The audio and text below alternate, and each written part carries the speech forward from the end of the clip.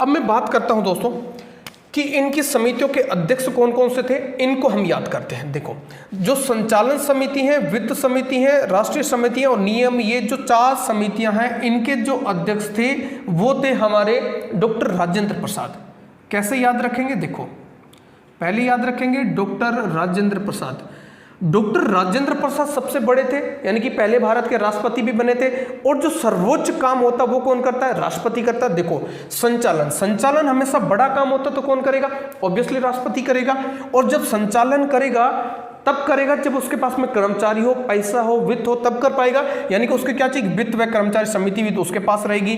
Okay, अब जब राष्ट्रपति जैसे बड़ा पद है संवैधानिक, तो उसके लिए राष्ट्रीय ध्वज तो चाहिएगा। इसका मतलब राष्ट्रीय ध्वज, झंडा नहीं दोस्तों, राष्ट्रीय ध्वज। तो राष्ट्रीय ध्वज, देखो, संचालन करेगा कर्मचारी और वित्त के साथ में, तो उसके साथ में क्या रहेगा? राष्ट्रीय ध्वज आ जाएगा। और जब राष्ट्रीय ध्वज जहां पे भी होता है उसके नियम और प्रक्रियाओं को विशेष तौर से पालन किया जाता है। राष्ट्रीय ध्वज के अपने स्पेशल नियमों को पालन करना पड़ता है। तो देखो दोस्तों, कैसे याद करोगे? सबसे पहले आपका संचालन कौन करेगा? सबसे बड़ा होगा। संचालन करने के लिए क्या चाहिए? उसको वित्त और कर्मचारी चाहिए। वित्त और कर्मचारी होगा और राष्ट्रपति जैसा पदाधिकार है तो उसके पास में राष्ट्रीय ध्वज होगा, तो राष्ट्रीय ध्वज सदस्य समिति हो गया। उसके बाद में राष्ट्रीय ध्वज के लिए स्पेशल नियम प्रक्रिया होने चाहिए, तो नियम और प्रक्रिया संबंधी समिति के भी अध्यक्ष कौन थे? ये चारों समितियों के अध्यक्ष आपके डॉक्टर राजेंद्र प्रसाद थे। इसके बाद में जहां पे भी संघ आए, संघ का मतलब होता है दोस्तों, यानी कि फेडरेशन, या फिर अब मैं कह दूं कि भारत का जो फेडरल सिस्टम की मैं बात करता हूं, संघ का मतलब क्या होता है? संघ किससे मिलकर बना होता है? राज्यों। और संघ की वास्तविक शक्ति किसमें निहित होती है? प्रधानमंत्री में निहित होती है। तो भारत के पहले प्रधानमंत्री कौन बने थे? भारत के पहले प्रधानमंत्री बने थे पंडित जवाहरलाल नेहरू। तो संघ शब्द जहां पे भी आए, पंडित जवाहरलाल नेहरू को राइट करना। देखो, संघ शक्ति, संघ संविधान, कौन बन जाएगा? पंडित जवाहरलाल नेहरू, पंडित नेहरू। ओके, और दूसरे देखो, संघ के साथ में होता, संघ किसका बना होता है? राज्यों का बना होता है। तो संघ यानी कि संघ के साथ में राज्य होंगे, तो संघ के साथ में राज्यों को भी लिखना है, ये नहीं भूलना है। राज्यों से संबंधित समिति, इन तीनों समितियों के अध्यक्ष आपके कौन बन गए थे? पंडित जवाहरलाल नेहरू बने थे। यानी कि संघ शक्ति, संघ संविधान, और संघ किससे बनना है? राज्यों से। तो राज्यों से संबंधित समिति या राज्यों के लिए समिति कौन बने थे? पंडित जवाहरलाल नेहरू। ओके, उसके बाद में देखो, प्रांतों का एकीकरण या देशी रियासतों का एकीकरण याद रखने का तरीका किसने किया था?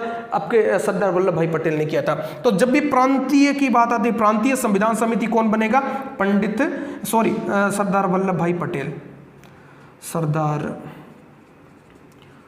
वल्लभ भाई पटेल बने थे। देखो दोस्तों, मौलिक अधिकारों की सर्वप्रथम 1931 के कराची अधिवेशन में की गई थी, जिसके अध्यक्ष सरदार वल्लभ भाई पटेल थे।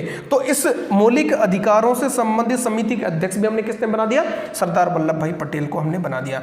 देखो, मौलिक अधिकार और अल्पसंख्यकों से संबंधित परामर्श समिति, या दूसरा आप इस बात को इस तरह से समझ सकते हैं कि प्रांतीय संविधान, प्रांतों से देशी रियासतों जब एकीकरण करने गए थे तो उन्हें कुछ मौलिक अधिकारों की जरूरत पड़ेगी या अल्पसंख्यकों का ध्यान रखना पड़ेगा, तभी तो वो साथ में शामिल होंगे। तो ये याद रख सकते हो कि मौलिक अधिकार और अल्पसंख्यकों से समिति के अध्यक्ष भी हमने किसको बनाया था? सरदार वल्लभ भाई पटेल को बनाया था, क्योंकि उसने प्रांतों का एकीकरण किया था, रियासतों का एकीकरण किया था। तो प्रांतीय संविधान समिति के अध्यक्ष कौन थे?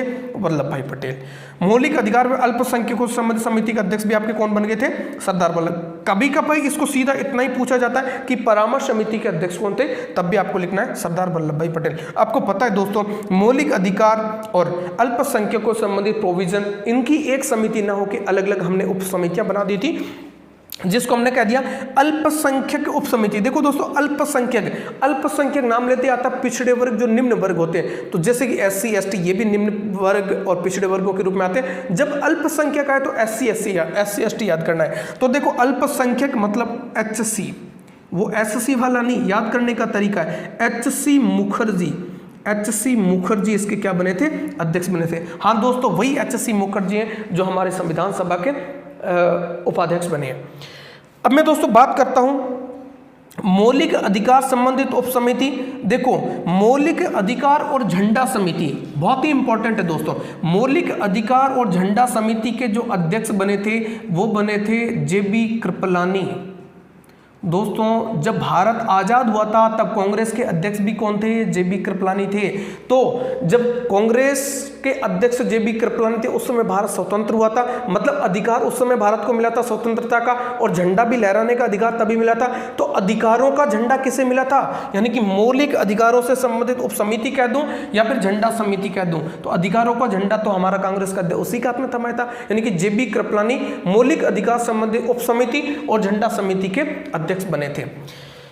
ओके दोस्तों, कार्य संचालन समिति कैसे कार्य कैसे के एम मुंशी, कैसे कार्य कैसे के एम मुंशी, तो कैसे अपन याद रखेंगे, के एम मुंशी कार्य संचालन समिति के थे और संविधान निर्माण के कार्यों से संबंधित है। यानी कि कार्यों से संबंधित दोस्तों देखेंगे आगे हमारी संविधान सभा 2 भागों में बंट जाएगी विधायी निकाय के रूप में, उस समय इसकी अध्यक्षता जीवी मावलंकर करेंगे। तो ये हमें याद रखना पड़ेगा, जीवी मावलंकर इसके अध्यक्ष बने थे। ओके, तदर्थ समिति मतलब एडहॉक कमेटी, जिसका मतलब है एस वर्धा। और ये जो तदर्थ समिति बनी थी वो बनी थी सुप्रीम कोर्ट से रिगार्डिंग। तो एस फॉर सुप्रीम कोर्ट होता है और एस फॉर एस वर्धा आप याद रखोगे, यानी कि उच्चतम न्यायालयों से संबंधित तदर्थ समिति, तो उच्चतम न्यायालय को अपन एस से सुप्रीम कोर्ट बोला, तो इसको भी कैसे याद रखो, एस वर्धा, यानी कि एस वर्धा, इस तरह से भी याद रख सकते हैं।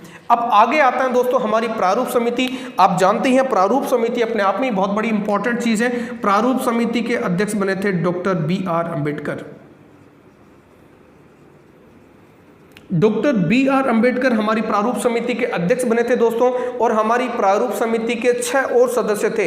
अम्बेडकर जी के सही 7 टोटल सदस्य हमारी प्रारूप समिति में थे, जिसको ड्राफ्टिंग कमेटी, मसौदा समिति, मसविदा समिति, पांडुलिखन समिति इत्यादि नामों से जाना जाता है। अगले वाली क्लास में दोस्तों हम पढ़ेंगे प्रारूप समिति के जो सदस्य थे उनको किस तरह से ट्रिक से याद रखा जाता है, यानी कि कृष्ण कन्हैया, माधव गोपाल, सैयद सादुल्ला, किस तरह से ट्रिक है वो भी मैं आपको बताऊंगा। उनको उस नामों को उस तरह से याद किया जाता है। एक क्वेश्चन दोस्तों यहां से आता है, समिति और उनके अध्यक्ष का मिलान करना होता है या फिर निम्न में से इस समिति का अध्यक्ष कौन थे, सीधा क्वेश्चन पूछा जाता है। तो दोस्तों ये ट्रिक मैंने एक बनाने की थोड़ी कोशिश की, जिस तरह से मैंने याद किया है उस तरह से आप भी इसको याद कर सकते हैं। थैंक यू सो मच दोस्तों, मिलते हैं अगली क्लास में। Thank you so much.